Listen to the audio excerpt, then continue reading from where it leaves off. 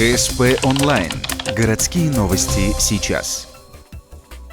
Среда, 12:00, школа номер 18. Семинар для учителей начальных классов о правилах дорожного движения. Мероприятие проводится впервые.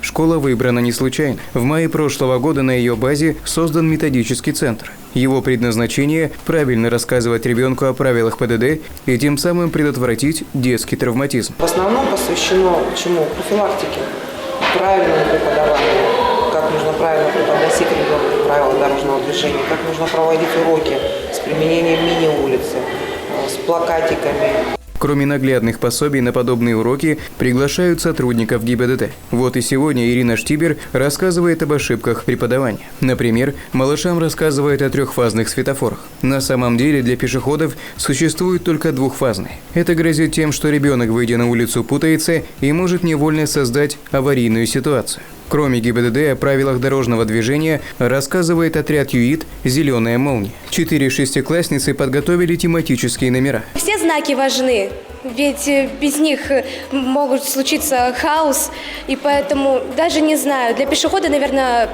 светофор и пешеходный переход, потому что без него не сможет перейти дорогу. Ведь многие есть, кто не соблюдает этого.